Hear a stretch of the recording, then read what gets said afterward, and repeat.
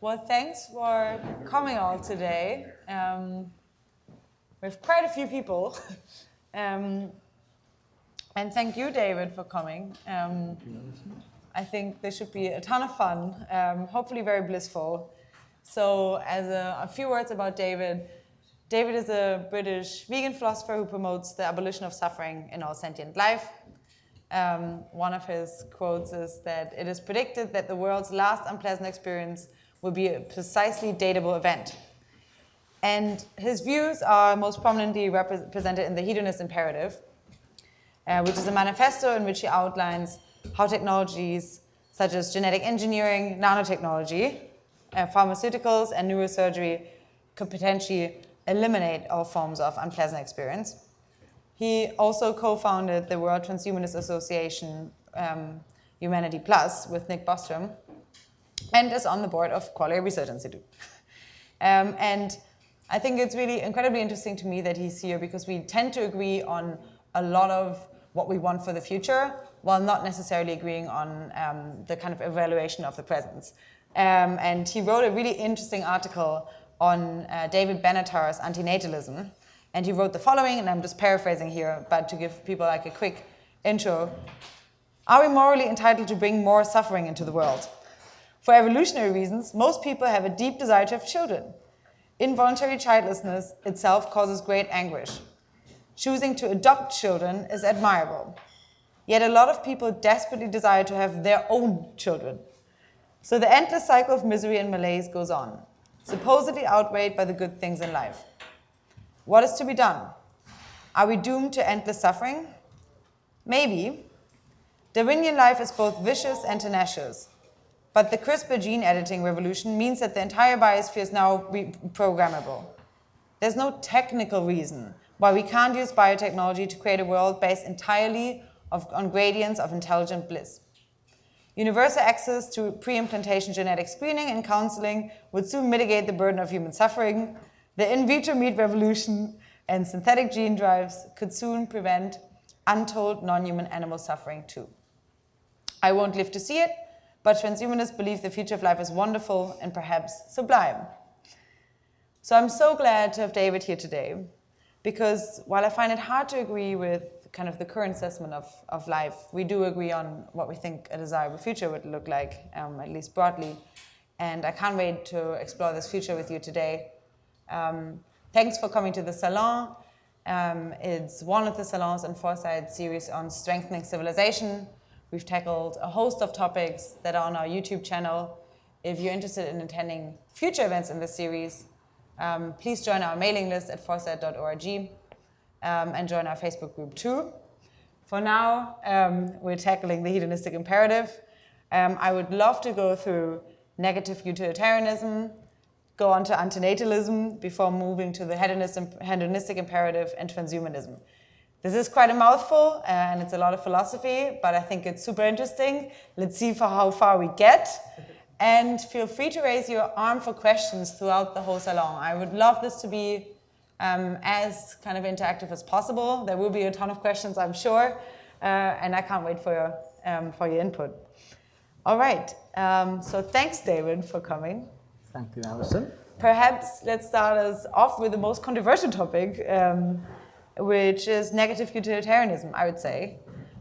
Who here has heard of negative utilitarianism?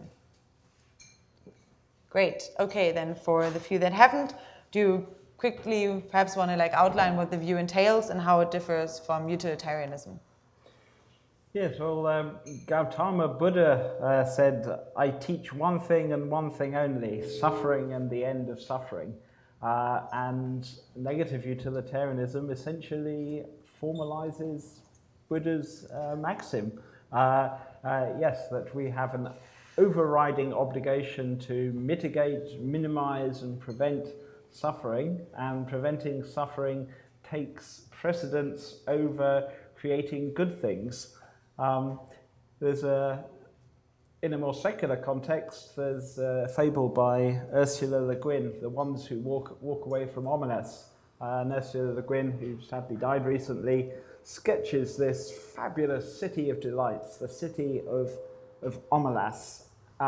And all the inhabitants of Omelas have wonderful lives doing fun, hedonistic, joyous things. And the only snag is that for unexplained reasons, the fate of Omelas, the existence of Omelas, depends on the torment of a single child locked in a basement in squalor and misery, pain, despair. Now, most of the citizens of Omelas who know of the existence of this child are content to go on partying. But nonetheless, there is a small minority of people who choose to walk away from Omelas. And yes, being a negative utilitarian, in some sense, captures this intuition that yes, I would walk away from Omelas. I don't know if you would too, or would you carry on partying? Who would carry on partying?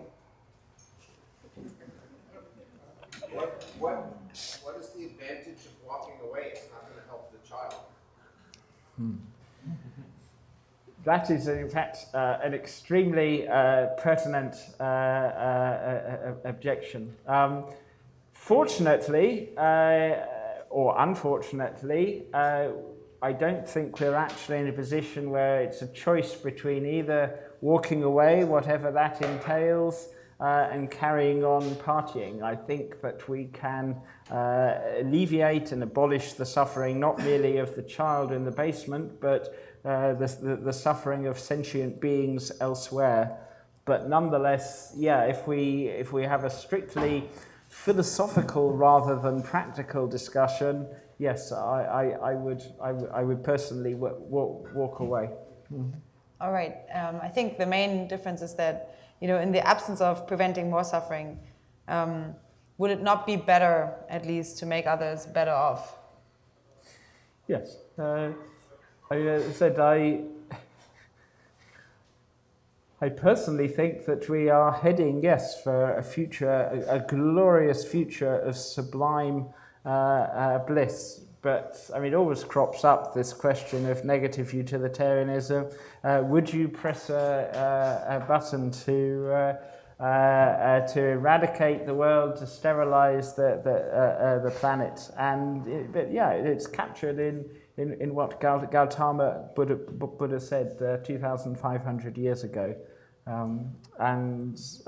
Where I differ from, for example, someone like David Benatar, Better Never to Have Been. Who knows this book and who knows the view? Antinatalism?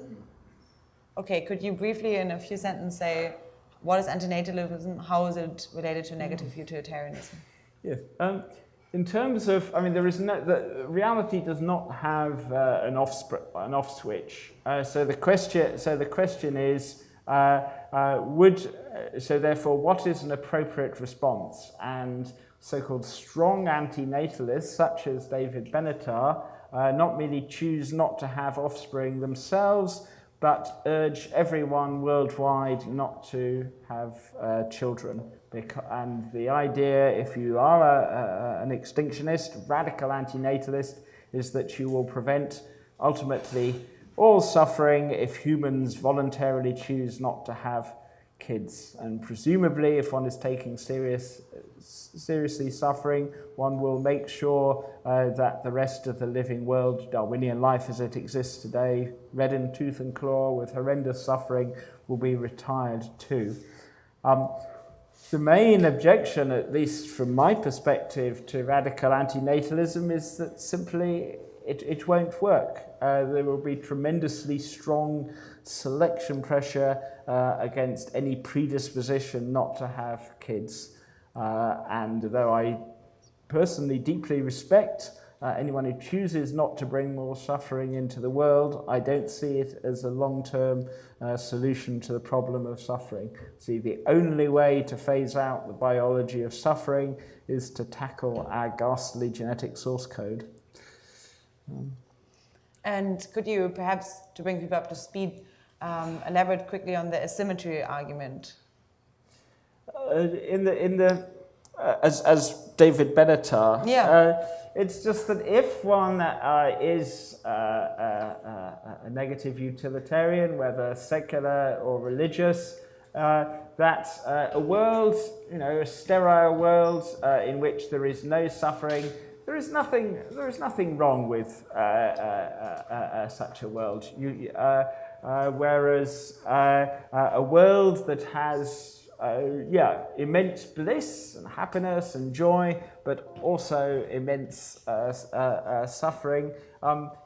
Essentially there is something profoundly wrong with that world, because although the Ursula Le Guin fable we discussed was predicated on the misery of a single child, clearly there is unimaginably greater suffering in the world than a single child. Suffering as bad as anything in Auschwitz is going on right now. Sentient beings are being eaten alive. Every 40 seconds someone takes their own life. There is horrendous suffering. I think the question of status quo bias comes into it too, in that, many people would regard this idea of pressing a notional off switch to reality or sterilizing the planet with repugnance. But if you imagine another button in which you have the opportunity to create a type identical copy of our world, yes, with all its joys and happiness and beauty, with all its horrendous suffering too, would you press that button? I.e., would you be prepared to create more pain, misery, and despair than any dictator or sadist in history? One person here. I'm the only one? No, Oh, no, of course. Guys. Of course. Well, no. If you're not a negative utilitarian. Yeah. If you are a negative utilitarian, it's No, even 100%. if you're a negative utilitarian, I think you do that. Oh, wow. How so? Because you're thinking that only one moment in time matters. If you believe that there is the potential in a state to move towards a state of minimal suffering, then your formula could justify the creation of some suffering in order to cause or reduce suffering future. Right. Yes, there's the question of, is one prepared to create or endure suffering to prevent greater suffering, which that would be a legitimate reason. But would you be prepared to create vast quantities of suffering if it was in some sense offset by great joy and happiness? But that's not what I said. No, I was, but that's the point of I was just asking, would you press a button and creating a new world? Unfortunately, you see, this isn't... Yeah, we're pressing that button all the time. It's just, the practical relevance of this, for example, is that some people believe that we should radiate out across the galaxy, printing out biospheres with all the suffering that entails. As far as I'm concerned, if we make the quite plausible assumption, the rare earth hypothesis, that the rest of the galaxy is sterile, then, well, that's cool. But We should have come to our seminar last. alas, I didn't. It's because what Eric Drexler calls I believe the thermodynamic miracle of the origin of life means that I'm cautiously optimistic about the existence of primordial life elsewhere in our Hubble volume. I suspect that we are typical in being alone. But either way, as I said, I would regard it as immoral for us to start colonizing these vacant ecological niches until we have made sure that there is no experience below hedonic zero. So, Yeah, sure. But does that mean you don't brush your teeth for fear of wiping out all those bacteria? I said the question of can bacteria experience anything at all, I do incline to the view that there is rudimentary experience, but I don't think there's any indication that bacteria can suffer. Yes, I brush my teeth. Yes. Even without having children, one would think that the advancement of science would bring us to a point where the longevity of life would allow us not to, or bring us to a point to reproduce without the creation of a child. I wondered at first that when you started the sentence if you were going to quote Max Planck, science advances one funeral at a time. Yes, it is true that radical life extension will mean that, yes, some extremely difficult decisions will need to be taken.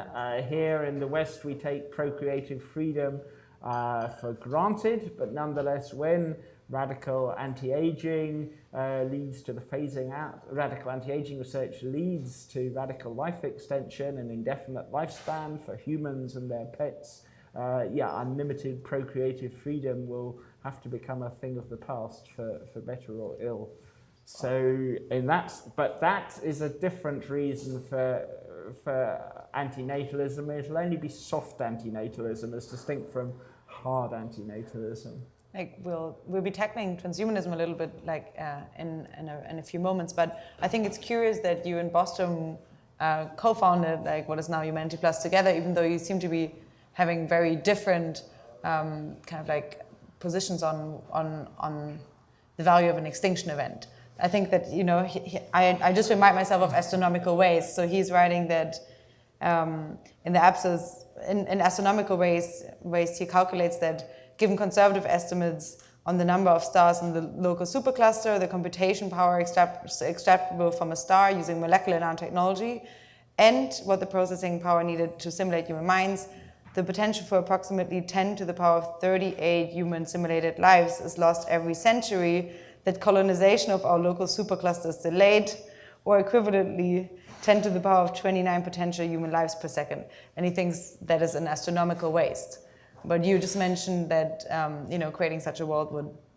I mean, there's clearly a certain tension between a negative utilitarian and a specialist in existential risk setting up the World Transhumanist Association. Yeah, that was interesting, I thought. But that's also why I think it's. I found you very curious because while reading David Benatar and like other antinatalists, I find very little common ground. I think in terms of hedonistic imperative and what you kind of like would like for the future, it's close to Bostrom and I think, and my views too. So I thought that was a curious. Yes, so Nick, when he was a postgrad at London School of Economics. Which is my uni too. And also a stand-up comedian, though sadly that is not on video anywhere. But yeah, he stumbled across the Hedonistic Imperative and fired a couple of pertinent objections, and we met up. I confess I had doubts about whether there was enough in common to unite transhumanists worldwide, not simply the issue of classical versus negative utilitarianism, but also, I suppose my background is that sort of left liberal quasi-socialistic, whereas I associated transhumanism with rugged self-reliant individualism, free market fundamentalism and the American West Coast.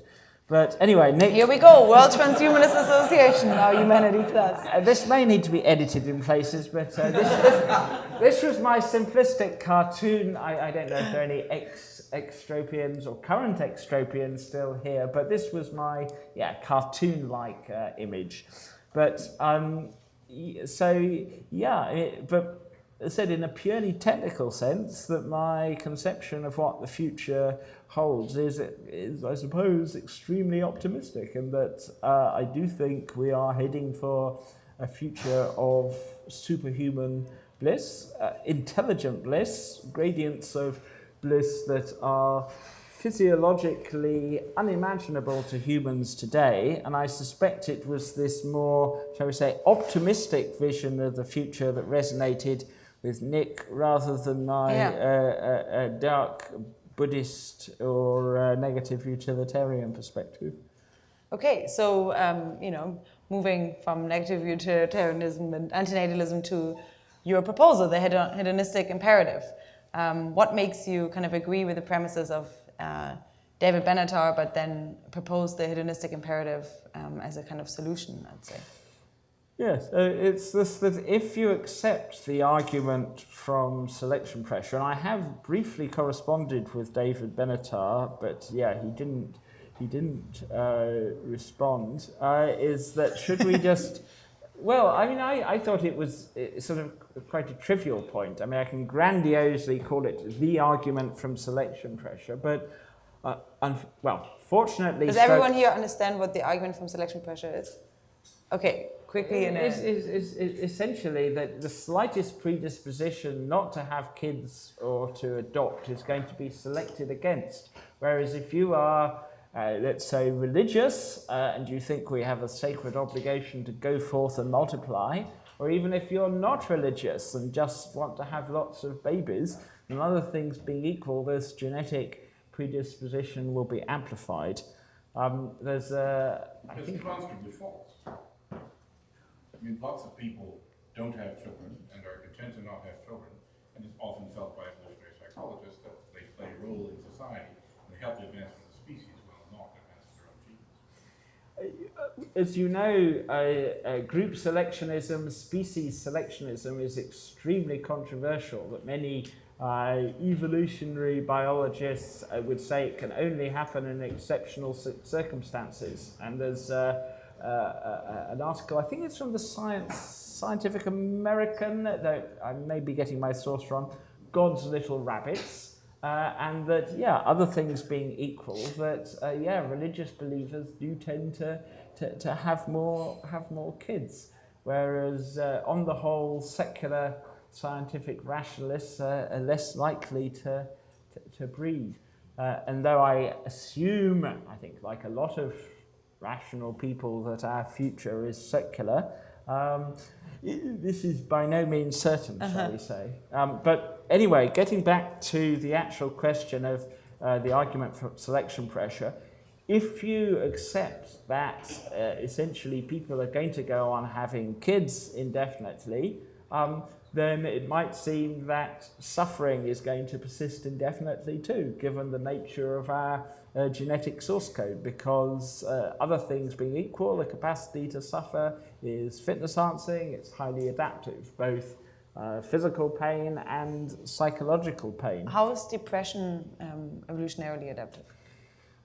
Depression, I mean, this is quite counterintuitive, because other things being equal, one might imagine that being pretty happy most of the time, optimistic, full of vitality is a winning strategy. However, it's high risk, high reward. If you're a vulnerable naked ape on the African savannah, it seems that low mood and the spectrum of behavior associated with low mood is involved in subordination and defeat. As far as we know, depression, low mood, only exists in social animals. Non-social animals don't get depressed. They may be desperately hungry or thirsty or in pain, but they don't get depressed. And if you are, let's say, this is a simplistic example, but if you're, let's say, a delta minus male in the African savannah, and you're a naked ape, then if you challenge the dominant alpha for reproductive opportunities, you're likely to get mauled or damaged and driven from the troop, which can be lethal.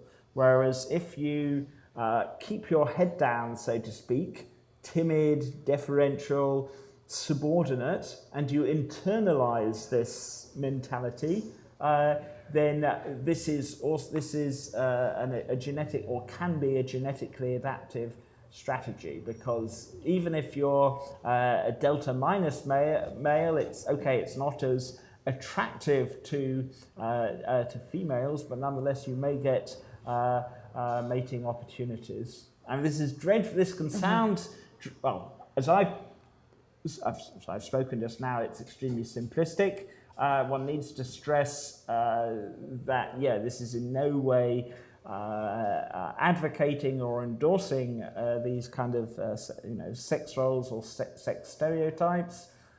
Depressed people are told, for example, and this may well be good advice, that you shouldn't treat depression as a weakness or anything like that. But in evolutionary terms, depression is a weakness. It's a way of signaling you're not a threat to the dominant alpha. Now, of course, But doesn't that also rely on group selectionism to some extent? the group selection can occur in certain circumstances because, once again, it's just a contrived example. If you're on the African savannah, yes, other males in the tribe, for example, are genetic rivals for access to reproductive opportunities, but you also want, in a sense, strong fellow tribesmen if the barbarians are at the gate. And essentially, you want, kind of strong conspecifics who aren't a kind of burden, but at the same time they are genetic rivals. Is there a narrative that explains depression in females?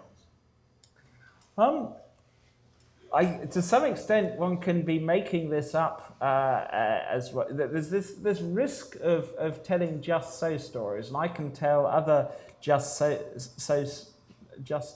stories too. But for example, a man who sort of, a powerful alpha male who subdues and terrorizes either his wife or his multiple mistresses into being docile and accommodating and not being friendly with neighbors and so on. From a gene's eye perspective, this is potentially adaptive. This would be a kind of extended phenotype scenario.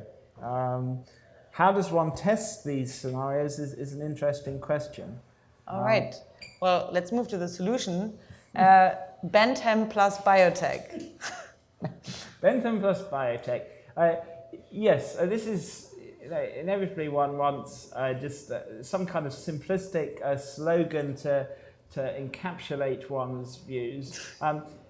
One needn't buy into negative utilitarianism, negative sort of suffering-focused ethics, Buddhism, or anything like that to think that it would be a good idea if we phased out the biology of involuntary suffering.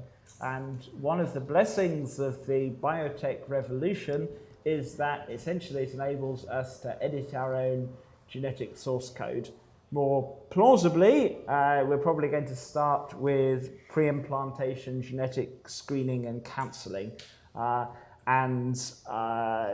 Yes, I wrote back in 1995, the human genome hadn't been decoded, and one knew from let's say twin studies, concordant studies, that something like low mood and pain sensitivity had a strong genetic loading, but its genetic basis was not understood.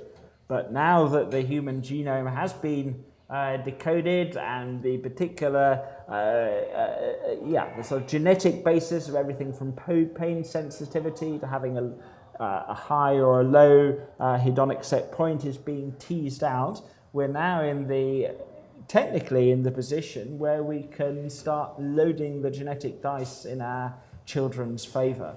At the moment, as we know, all children, unique genetic experiments, but anyone who wants to now can in principle use pre-implantation genetic screening and ensure that his or her, their kids will have, for example, an extremely high pain threshold and also potentially an extremely high hedonic set point.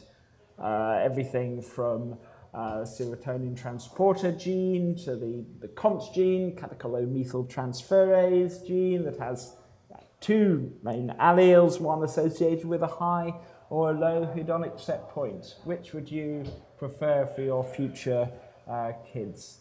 Or the SCN9A gene, one of many genes that modulate pain sensitivity, but it's particularly well studied because dozens and dozens of different variants SCN9A gene. Nonsense mutations abolish the capacity to feel pain, and anyone born with such a mutation on the African savannah would die, now needs a cotton wool existence. But this is what's interesting. It's possible to choose benign versions of SCN9A such that your kid has an extremely high pain threshold. And someone with one of these benign genes, you probably met such people, typically they'll tend to be men, they'll say something like, pain, it's just a useful signaling mechanism.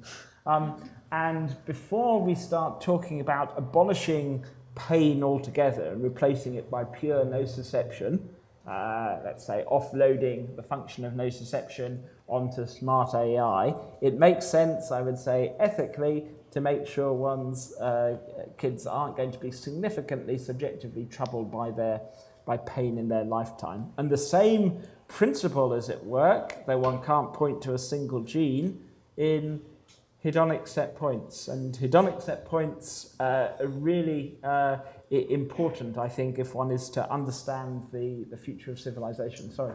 The elimination of pain changed the perception of pleasure? So that's an interesting question. I don't know if it's ever been scientifically studied, but no, to the best of my knowledge, that the tiny, and it is really only a small minority of people who are born without a functional copy of NCIA, they can still, experience physical well-being, but they tend, sadly, one kid, age 14, jumped off a tall building just to impress his friends. Once again, it's very easy, particularly if one hasn't got a precise script, to make it sound extremely interesting. Before doing anything like this, one will want, ideally, to do controlled studies. Is it if everyone has benign low pain alleles, might this lead to a reduced empathy or increased risks taking? I do actually have a friend who, before I probed more deeply, I wondered if he did have congenital insensitivity to pain. In fact, he just has very, very high pain thresholds. I was trying to explain to him why, rather than endure 10 seconds of torture, I would sign away the keys to my flat, and he would just regarded this as completely psychotic.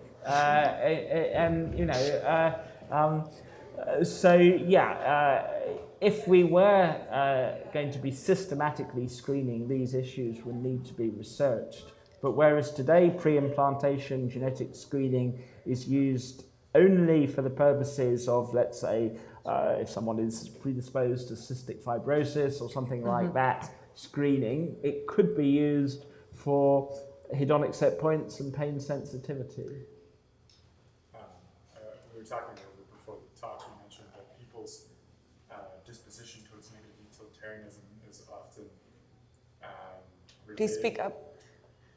You were mentioning that people's disposition towards negative utilitarianism is often shaped by how much suffering they themselves endure. I find it interesting that your proposal is essentially genetic screening for disposition to negative utilitarianism. Just screen that out.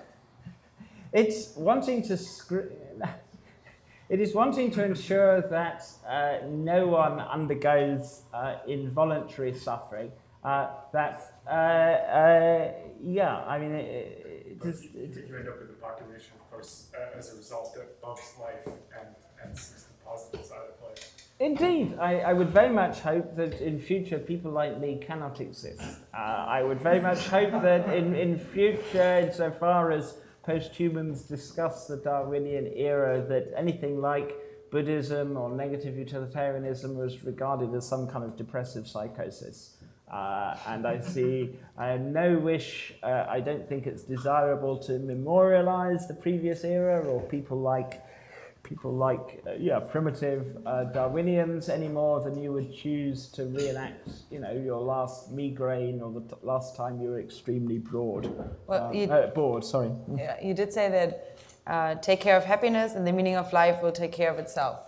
So do you think that searching for the meaning of life is kind of like a symptom of just not being blissful enough?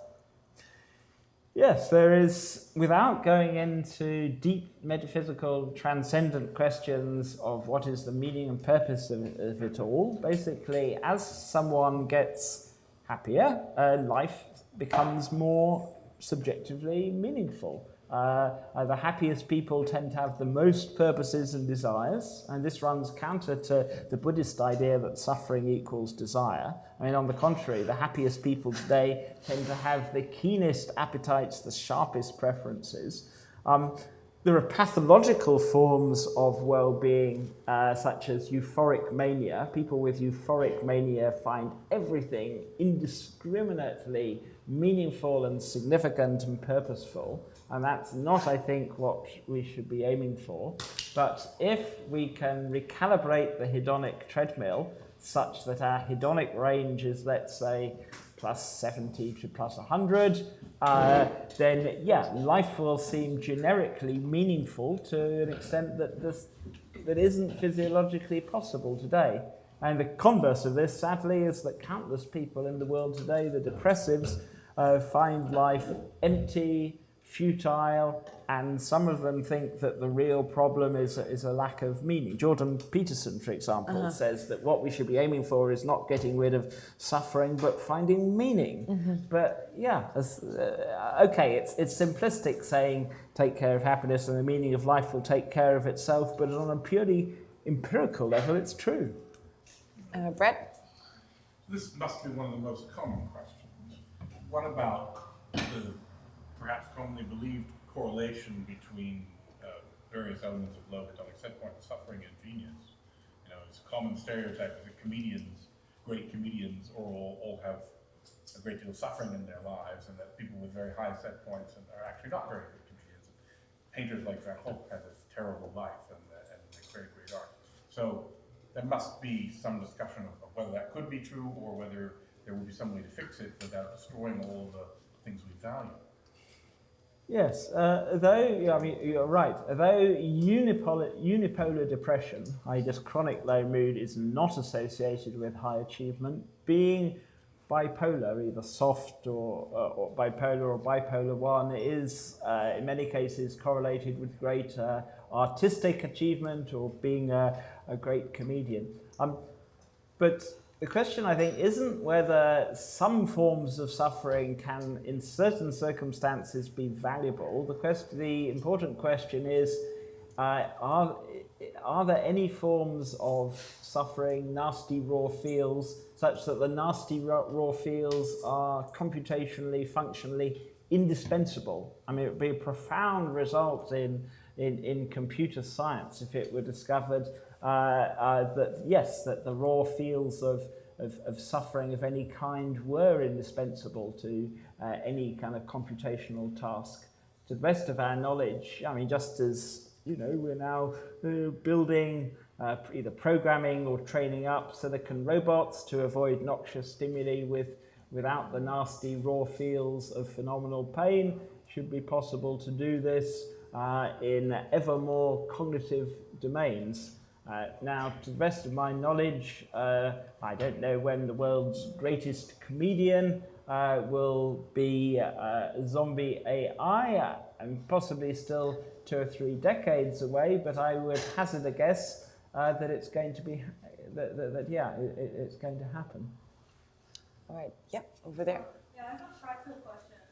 So there are some functions of pain or negative feelings, either I guess physically or emotionally. For example, like you notice something wrong with your stomach or the finger is being burned by fire. It's good that you notice it, or you did something bad, and like socially there's a feedback of some kind of negative feeling. So if we get rid of all of these, are you envisioning that we are smart and there is some feedback mechanism such that we notice these things and we can like do the better thing in response, but we don't feel pain, we don't feel bothered by it? And what is that mechanism? Because I'm not aware of anything like that. It's one of the reasons I sometimes talk about information-sensitive gradients of bliss rather than simply super happiness, even though it's more of a mouthful, is that simply recalibrating hedonic set points or pain thresholds doesn't diminish the capacity to respond adaptively to good and bad stimuli, whether social stimuli or physical stimuli. I think intuitively a lot of people, they just can't imagine what it is like to have a society that is generically blissful, but with a hedonic range that is shifted upwards. I mean, sometimes I give, in spite of being a terrible prude, this example of lovemaking between two sensitive lovers. It is generically pleasurable throughout, but it has peaks and troughs. And likewise, if we as a civilization decide to ratchet up hedonic set points and hedonic range, it will be possible if, and this is incredibly schematic, if today our hedonic range is -10 to 0 to +10, it would be possible to have a civilization of, let's say, +70 to +100, in which you have greater contrasts and the functional analogues of terrible things happening can occur in which you sink, let's say, down into the low 70s, and that's comparatively a very bad day, but nonetheless, such existence, one of the worst days of your life is still more wonderful than anything is physiologically feasible today. It's the difference between being blissful and blissed out, and though giving the example of +70 to +100 sounds like science fiction, it's interesting today studying today's hedonic outliers. Some of you may know Anders Sandberg, and I often use Anders, with his permission, as a case study. I mean, we had the last salon with him, yeah. Yeah, and Anders, if you ask him, will actually say, I do have a ridiculously high hedonic set point. And as anyone who knows Anders, he is formidably productive. He is focused on issues of existential risk. He has a full repertoire of social skills. If you like, imagine a civilization of super Anders.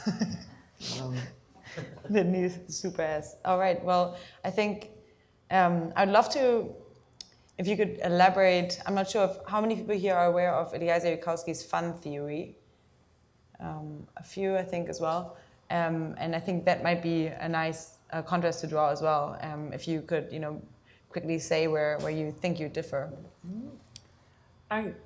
Clearly, I very much, I think it's wonderful if we all have as much fun as possible after all our ethical duties have been discharged. And by ethical duties, I mean our obligation to prevent, mitigate, and then abolish suffering. So in that sense, very much agree. But Eliezer is in favour of preserving suffering. I'm not clear whether Eliezer is in favour of conserving involuntary suffering or simply voluntary suffering.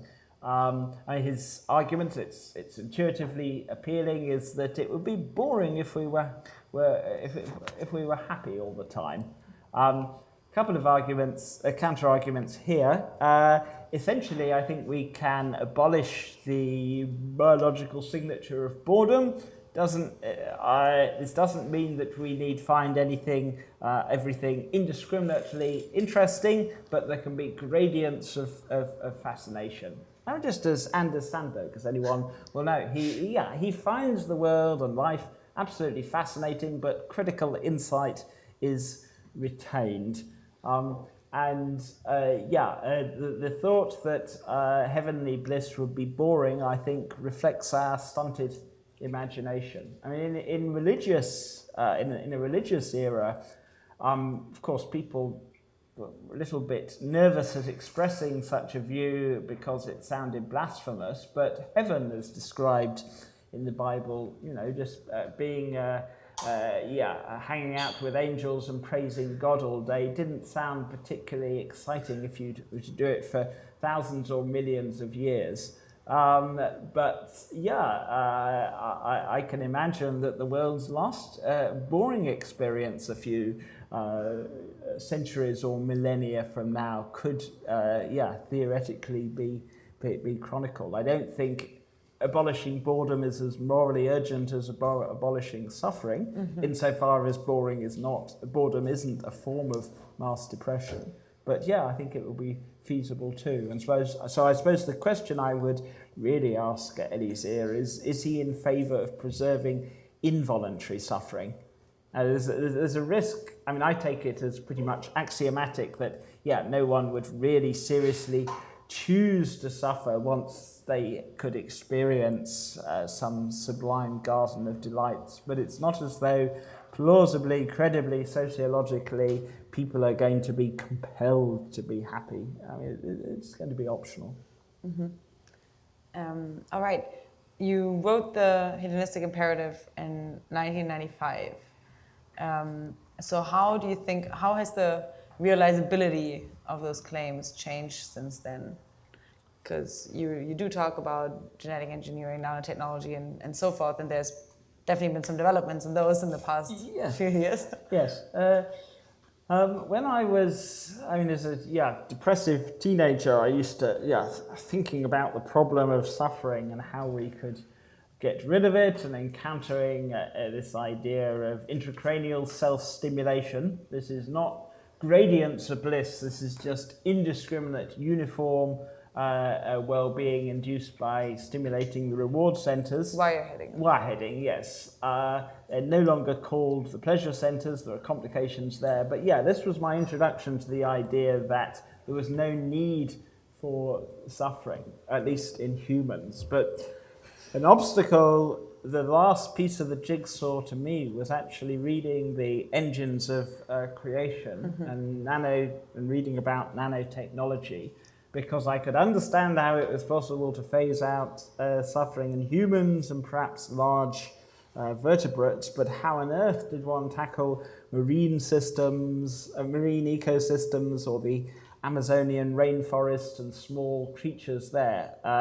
And yes, I could see as a result of reading Eric Drexler how it would be possible to use molecular nanotechnology. But flash forward from 1985 or whenever it is, I think I read it soon after it was published. Since then, there has been the advent of synthetic gene drives.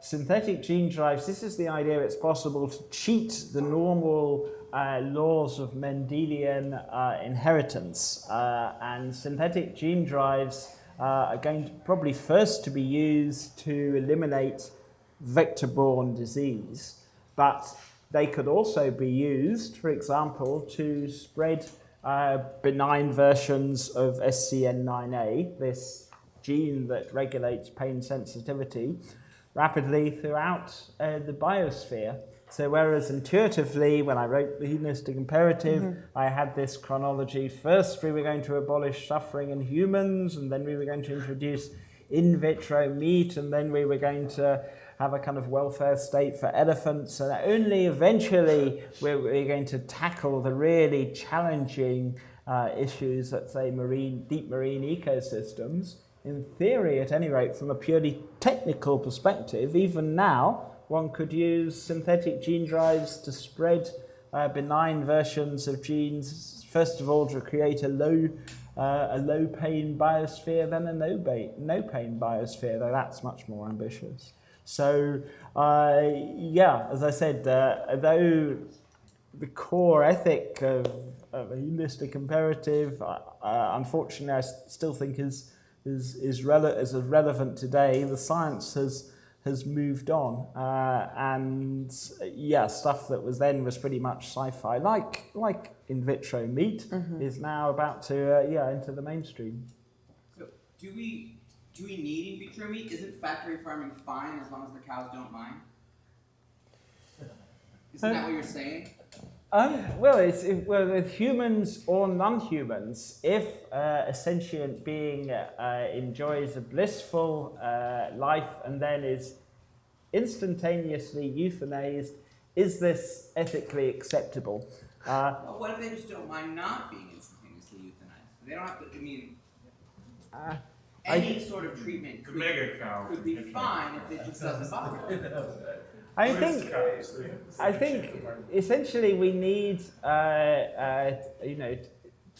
this sounds very unutilitarian, but I think we need taboos. For example, I mean, would child abuse be ethically acceptable if very young kids were genetically manipulated so that they enjoyed it? I mean, yes, it's okay as a thought experiment, but it's far better, I think, that there is a taboo against child abuse. And likewise, though one can construct theoretical scenarios in which, the cow that likes to be eaten and so on, factory farming is absolutely abominable. It causes immense suffering to sentient beings who can suffer in the same way as human infants and toddlers can suffer, and that though being, shall we say, of a philosophical disposition, I'm prepared to contemplate these sci-fi scenarios. Nonetheless, I think it's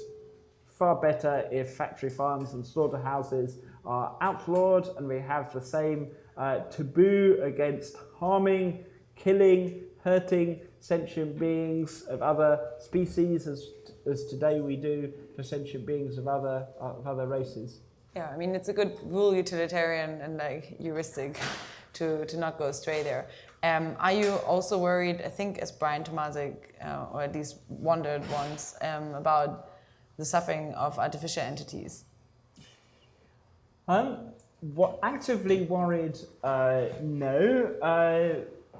It depends. This issue of machine consciousness, although I take seriously the possibility that futuristic quantum computers could be subjects of experience, I personally don't think that classical digital computers or classically parallel so-called neural networks can ever be unified subjects of experience, because they cannot solve the phenomenal binding problem. And that even if you take seriously, and I very much do, the idea that consciousness could be absolutely fundamental to the world, either panpsychism or non-materialist physicalism, without binding, essentially you have a zombie, a micro-experiential zombie. And I would say you are a micro-experiential zombie when you are dreamlessly asleep, just at most just 86 billion discrete membrane-bound nerve cells or pixels of experience. I think the population of the United States, skull-bound minds, is a micro-experiential zombie to the extent that there's no unified subject of experience. So although I'm prepared to acknowledge, of course, could be completely mistaken, I don't think classical digital computers are spontaneously going to wake up, become subjects of experience, and I don't think they can suffer. And therefore, if we choose, for example, to offload all sorts of functions onto smart prostheses, we needn't worry that this smart prosthesis is undergoing suffering simply because it has the functional role of nociception, for example. Good. So no video game characters are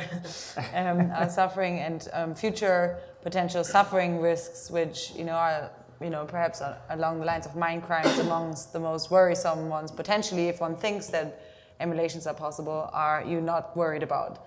This is good. This is off your plate. Great. Questions over here and then in the back. So along the lines of the factory farming question, it's kind of a different tangent here.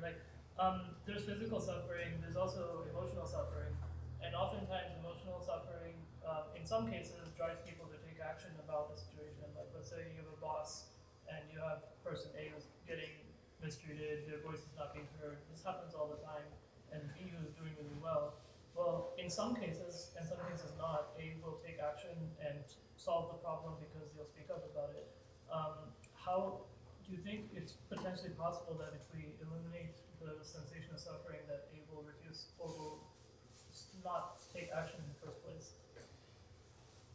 Yes, I mean, this is a worry, and if I'm coming across as a rather kind of shallow, one-dimensional kind of biotechnological determinist, I don't mean to do so. That something like righteous indignation has a functional role. But other things being equal, raising people's mood, it encourages people to be active citizens. and that by recalibrating your, let's say, you believe, you have a strong conviction that we should be aiming for social justice for human and non-human animals, raising your hedonic set point as distinct from making you indiscriminately blissful is actually likely to make you a more effective a citizen. And this is turning the kind of the Brave New World objection on its head. Huxley, recall, suggesting that, if people were happy on Soma, blissful, that they would be mere dupes of the ruling elite.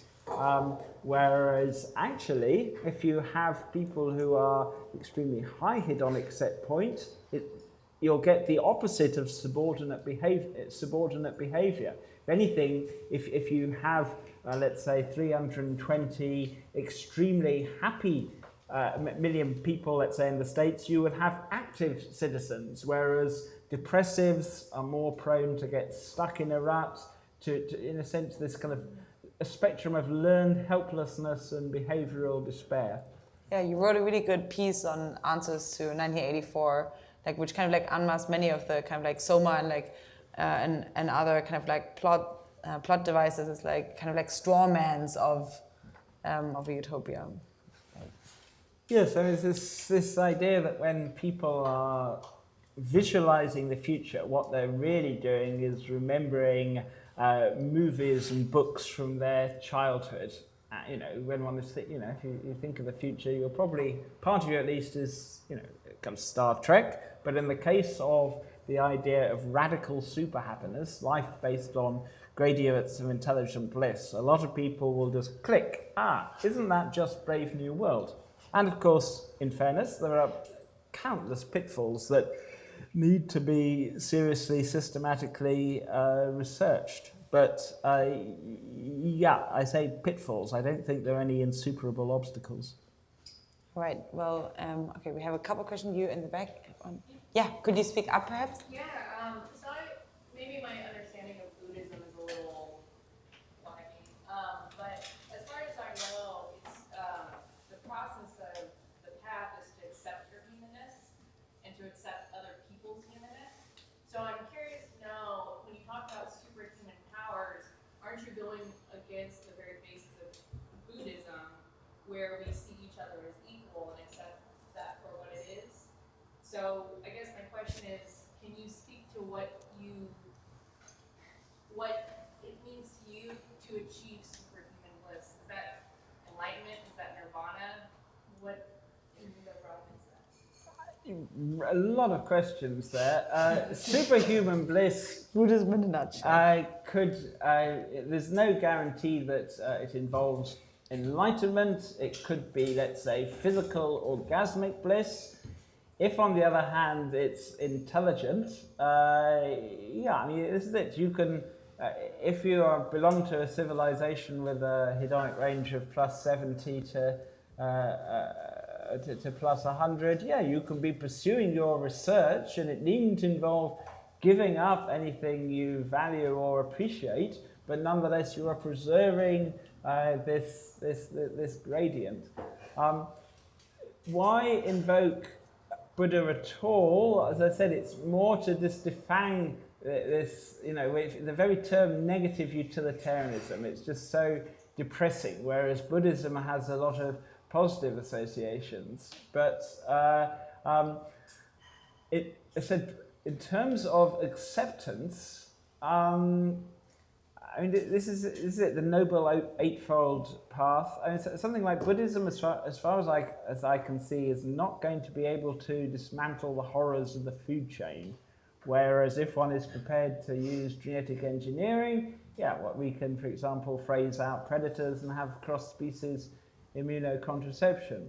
Likewise, the practice of Buddhism doesn't, unfortunately, recalibrate the hedonic treadmill. People have been meditating for thousands of years, and some people experience many positive benefits from meditation, but there are countless depressive, discontented, malaise-ridden Buddhists too. I could go on in this vein. I really respect Buddhists because Buddhists, you don't need to explain to Buddhists why you think that the problem of suffering is ethically central. But nonetheless... I think the Dalai Lama, you once quoted him as saying, if it was possible to become free of negative emotions by riskless implementation of an electrode without impairing intelligence in the critical mind, I would be the first patient. Yes. That's an excellent quote, yes. Are you ever concerned that your theory and propagating your theory may cause suffering? Like, I could imagine that enlightening a few people that, and I quote, when they bear kids, they are designed to keep churning out even more suffering by creating malaise-ridden kids via the age-old genetic crapshoot. And I could imagine that, propagating this, enlightening some individuals of that may cause some trauma.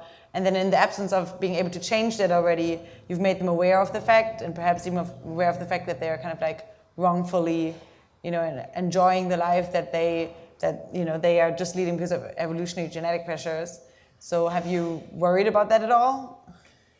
For the most part, writers, they churn out words and it's kind of water off a duck's back. But yes, there has to be the worry that something one writes turns out to be significant, and significant not in a good way, but a bad way. And one only needs to look at the history of utopian thought to take this seriously.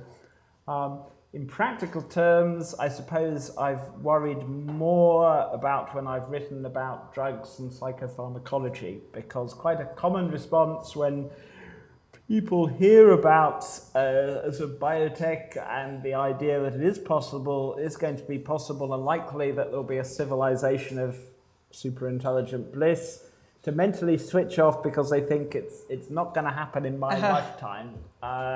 That whereas Ray Kurzweil very shrewdly locates the singularity 2045, I think the more radical forms of paradise engineering I discuss are not going to happen this century. And so personally, I worry more about what I have written on psychopharmacology. In 1997, 98, I wrote The Good Drug Guide.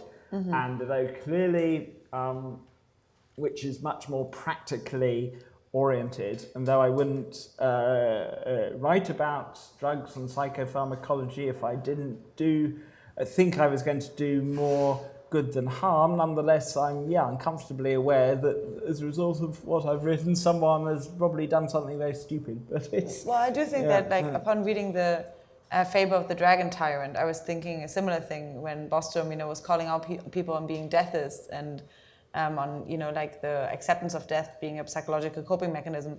But I guess only by calling it out you actually change something. It's a little bit of a chicken and egg problem. Only if people see that it's reachable, they actually are perhaps able to jump and accept that theory. But you do have to start somewhere. No. Yes, does one really want to pull apart people's rationalizations? No, until one is in a position to offer some solution. In the case of radical anti-aging research, yes, I think it should power ahead, but certainly in the case of older people, if one is honest, one really has to say, no, you're not going to make it. But this is the... But cryonics. This is the cryonic. This is what I was coming to, that if we were to have opt-out cryonics and opt-in cryoeuthanasia, then I think we could largely defang death. But it's given that many Americans, for example, don't yet have adequate guaranteed health care, or Obamacare, the idea of opt-out cryonics being made a service is somewhat far-fetched. I mean, I said revolutions do happen, but they are combined in your three supers. Perhaps you could say a few words about those three. The three supers. Yes, it's just... each of us, when we try to make sense of the world, we think of each other and other people's views in terms of little simplistic cartoons. And if someone asks, what is transhumanism? I could go off into a long, complicated, complex spiel, but about Nick Bostrom being a comedian. Wow, that kind of stuff. Or alternatively, one can compress it into this useful little mnemonic. What is transhumanism? Transhumanists believe in the three supers. One super, superintelligence, post-human superintelligence, and of course one can now go off into the different strands and conceptions of superintelligence. Super longevity, a kind of radical life extension combined with cryonics and in principle cryoeuthanasia, and my particular focus, super happiness, embracing both the abolitionist project and radical mood enrichment and amplification. And of course, in practice, the transhumanist movement has got multiple strands, and most transhumanists, rather than impartially caring about the three supers, will be particularly focused on one of them. But yeah, the transhumanist declaration, which at number 7 includes a commitment to the well-being of all sentients. It essentially enshrines what I hope unites us. Plenty of people would say, yes, we agree with the three supers, but we'd want to add a fourth super, which can vary. I mean, very good objection is, what about empathy? Now, if one believes in the idea of what I would call full spectrum superintelligence, this will include a superhuman capacity for empathy. But other conceptions of superintelligence resemble perhaps more a kind of super Asperger, so to speak. Well, I do think it's interesting that some individuals focus on superintelligence, that is their main focus, and that doesn't overlap all too much with the transhumanist focus on like a long life and human enhancement, and that the two do sometimes go off different beaten paths. But all right, I think. Oh my God. Okay, we have a ton of questions. Yeah. So this super duper future that we have, what is the role of government? Super government. Yes, everyone could stick a super in front of it. Yeah, if one thinks, why was the League of Nations set up? It was in the aftermath of the catastrophic war. Why was the United Nations set up? It was, in the closing months of the Second World War. Are we going to have an overarching, democratically accountable, one trusts, world government in the aftermath of some cataclysmic war this century, or are we going to have the foresight to set up something like a world government this century in peaceful circumstances? I personally would favour the latter. The needs, just as nation states were built when there's a convention arose that the nation had monopoly on the use of force and the rule of law. I would envisage something like this for certain forms of political decision making, and that certain decisions can only be made on a global level. But of course, there are countless pitfalls here. But I would imagine in future there will be something like a democratically strengthened United Nations for certain forms of political decision making. Could you elaborate on your concept of mind melds? Oh, right. Yes. Yes. Now, when one considers one's own ignorance, one perhaps is going to be, one reflexively thinks of one's limitations, let's say, as a mathematician, or one's lack of prowess at quantum mechanics, or something like that. But just as profound, and arguably more so, is ignorance of the inner lives of other sentient beings, that each of us are kind of solipsistic world simulations. The existence of the sentience of others is a speculative hypothesis, and this explains a lot of our quasi-sociopathic behavior towards each other.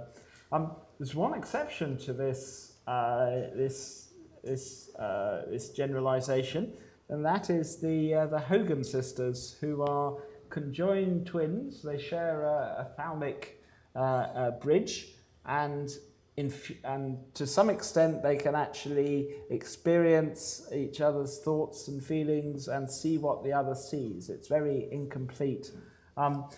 But yeah, when one imagines the future, it's quite possible that this skull-bound individualism will continue indefinitely.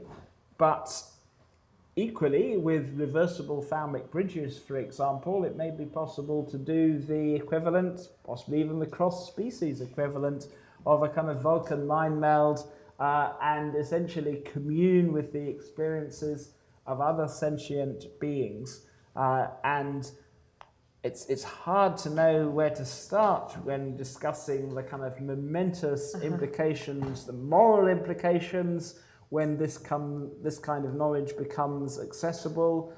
Also, the implications for decision theoretic rationality. One knows that particularly in the rationalist community, with many scientists, people switch off when one starts talking about morality and morals. They think of it, somehow weak-minded, it's all subjective.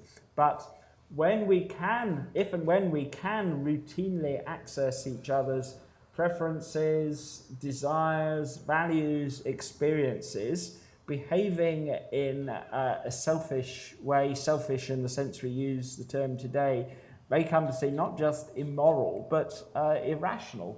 It would be sort of harming another person would be akin to harming oneself. There's a good paper on coalescent minds. I don't know if you know that, about like also bridging your minds, and then that by accessing the other mind's source code, you could actually credibly commit, which would lead to really good game theoretic scenarios. Yes. So nice. Yeah.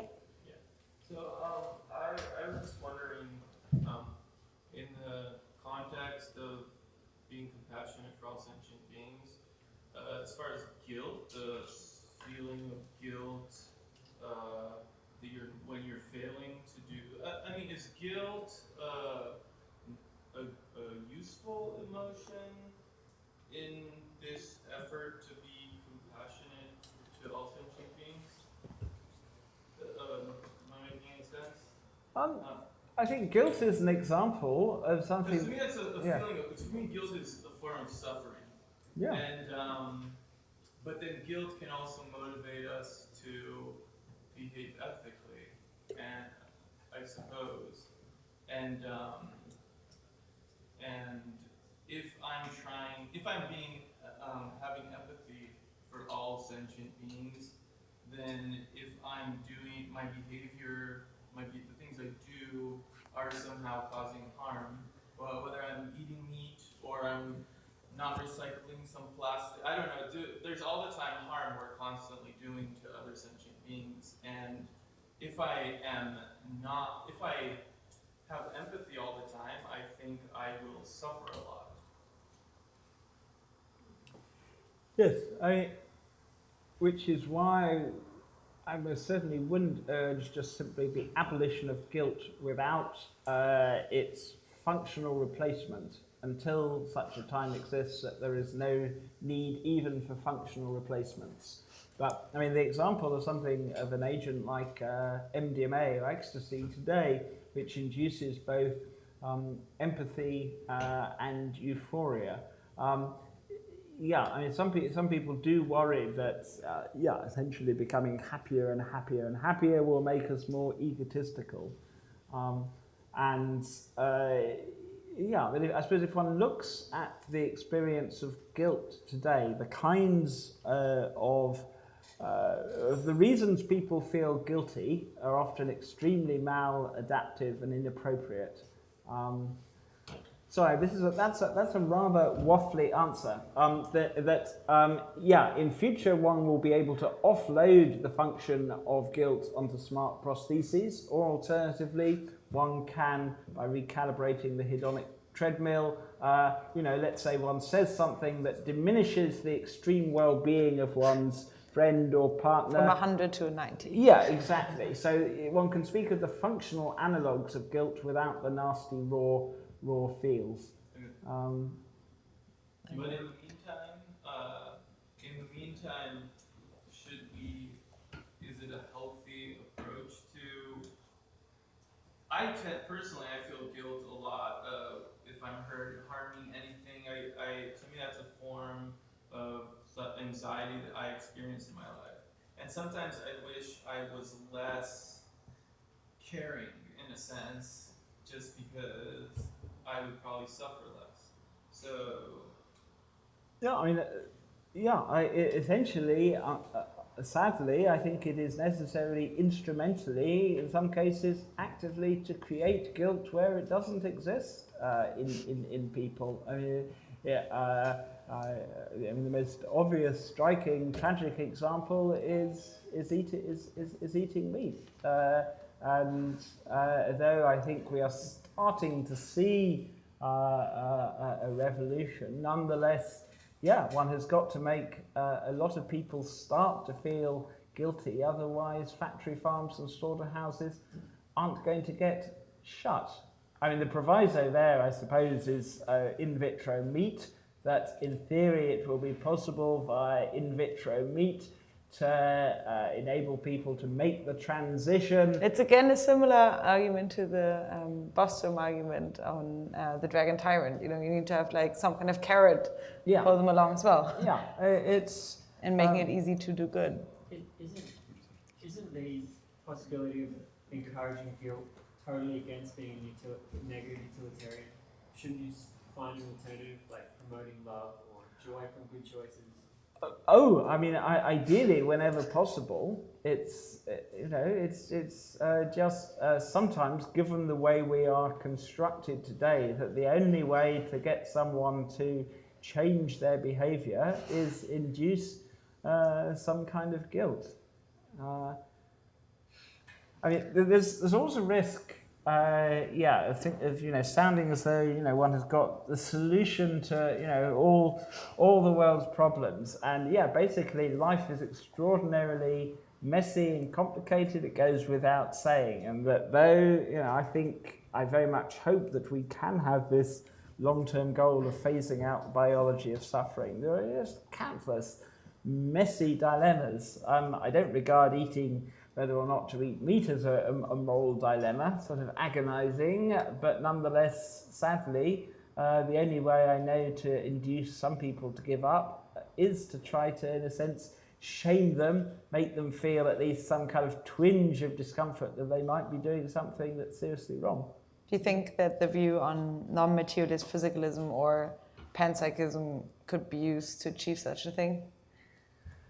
I suspect or too complicated, don't get into it. I suspect this is it. If one already has quite controversial views, then exposing people to other controversial views may simply make that. Don't spend all your witness points at once. Is weird. Yes, exactly. Nonetheless, in a different context, yes, anyone who is exercised by the hard problem of consciousness, the binding problem, philosophical issues, then yes, if they do come to the conclusion that panpsychism or non-materialist physicalism is true, it may shift their ethical perspective.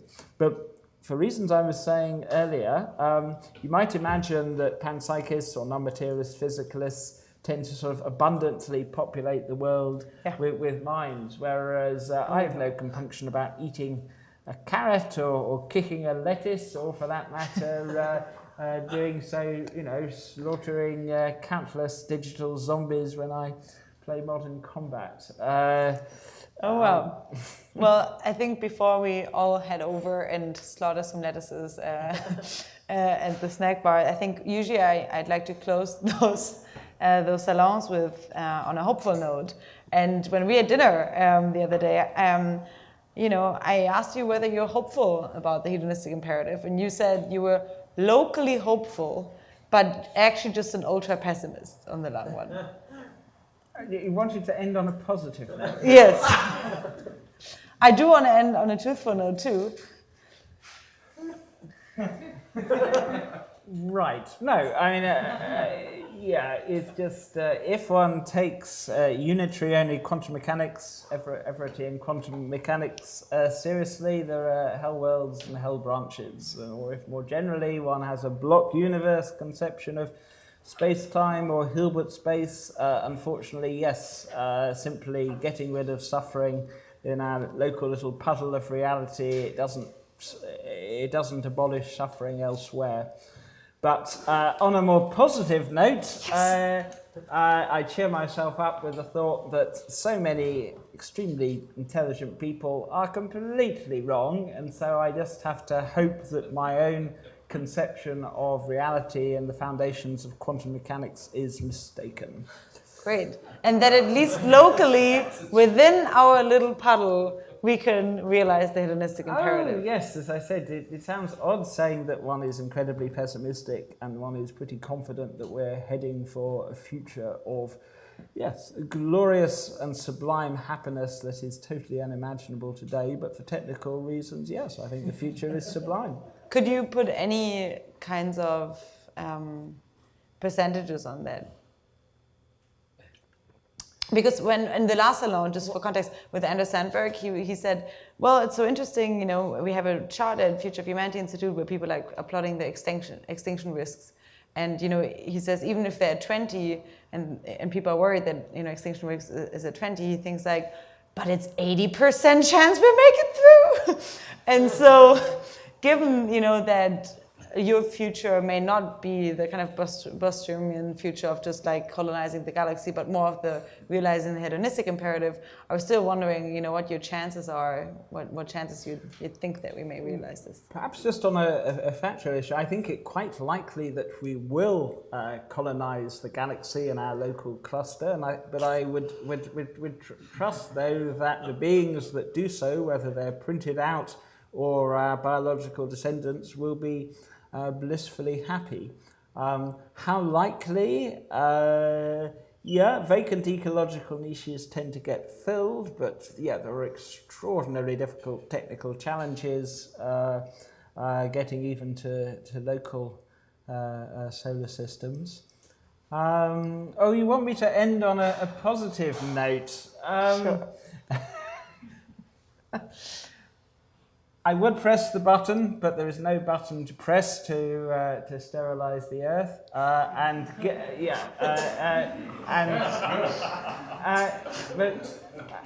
However, there is a much more complicated set of genetic buttons that will allow us to mitigate, minimize, and eventually abolish suffering, and not merely do that, but create life that is more sublimely wonderful than Christian heaven or anything that most orthodox futurists believe is even physically possible. All right, well, thank you. Let's go forth and press all the buttons.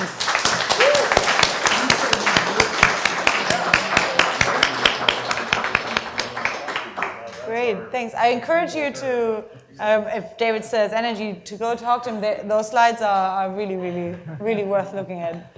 Thank you, everyone, for coming around. Please go to our website, foresight.org, to attend future events.